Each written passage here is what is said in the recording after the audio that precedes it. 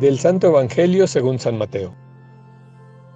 En aquel tiempo, Jesús dijo a sus discípulos: Yo les aseguro que un rico difícilmente entrará en el reino de los cielos. Se lo repito, es más fácil que un camello pase por el ojo de una aguja que un rico entre en el reino de los cielos. Al oír esto, los discípulos se quedaron asombrados y exclamaron: ¿Entonces quién podrá salvarse? Pero Jesús, mirándolos fijamente, les respondió: Para los hombres eso es imposible, mas para Dios todo es posible. Entonces Pedro, tomando la palabra, le dijo a Jesús: Señor, nosotros lo hemos dejado todo y te hemos seguido. ¿Qué nos va a tocar?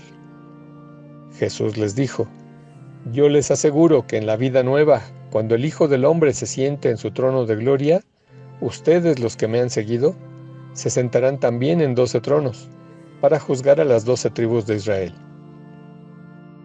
Y todo aquel que por mí haya dejado casa, o hermanos o hermanas, o padre o madre, o esposa o hijos o propiedades, recibirá 100 veces más y heredará la vida eterna. Y muchos primeros serán últimos, y muchos últimos primeros. Palabra del Señor.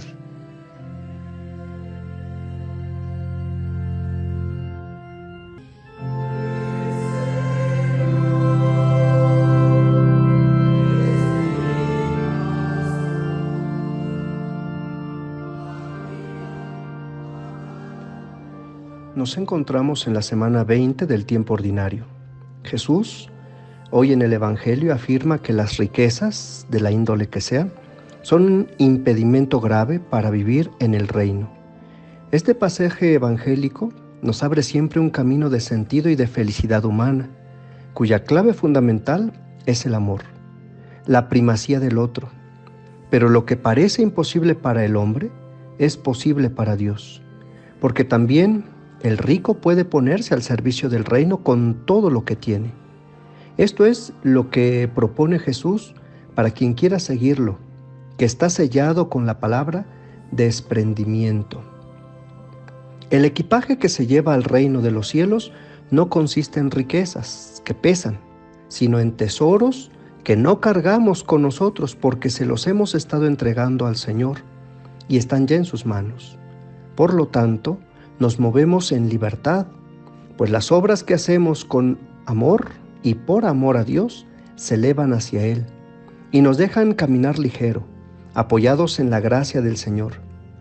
Me parece que cuando vivimos almacenando riquezas que atesoramos, negándonos a ponerlas en circulación, hay una gravedad que ancla el alma a la tierra y llegamos a sentir el peso de nuestra humanidad egoísta, en lugar de el del amor, que está hecho de desprendimiento. Hermanos, estamos hechos para el encuentro. La palabra que hoy mejor recoge este sentido es la llamada a la fraternidad, que es el mejor signo del reino.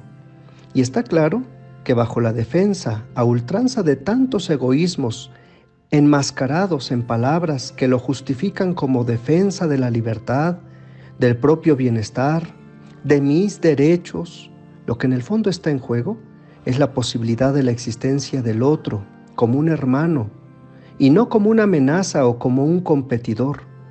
En el fondo está en juego la posibilidad de vivir verdaderamente el Evangelio de Jesús, que vino a servir y no ser servido, que hizo de su vida Eucaristía, pan entregado y vida derramada para alimentarnos a todos y sentarnos a la misma mesa.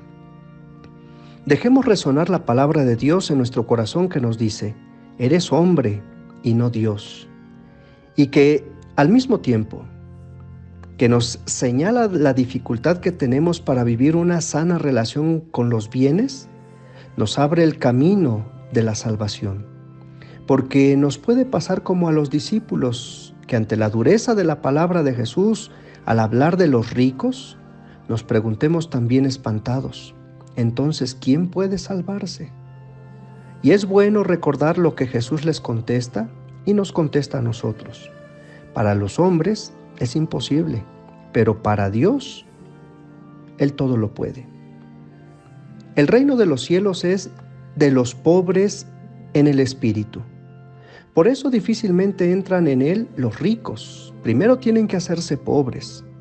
La elocuente imagen del camello contribuye a dar un mayor énfasis a esta afirmación. Seguir a Cristo de una manera radical es difícil, incluso imposible, cuando se cuenta solo con las fuerzas humanas. Pero debemos recordar que el sujeto de la obra no es de ellos, sino Dios, para quien todo es posible. Llegados aquí, Pedro, con la franqueza y el carácter impulsivo que le caracteriza, descubre con sorpresa la diferencia de su situación respecto a la del joven rico. Ellos han acogido el don divino, lo han abandonado todo para seguir a Jesús. ¿Qué les espera? El joven rico se fue triste porque había respondido no. Pero, ¿qué le sucede a quien responde que sí? Ya conocen el final de los que optan por el dinero. Pero, ¿qué obtendrán los que optan por Dios? Jesús no es un vendedor de mercancías. No necesita hacer una lista de todo lo que recibirán sus discípulos por el precio que han pagado. Sin embargo, como conoce la pequeñez del corazón humano, necesitado de seguridades y de alientos, nos asegura que la recompensa será grande, tanto en este tiempo como en la eternidad. En efecto, Dios es más grande que nuestro corazón.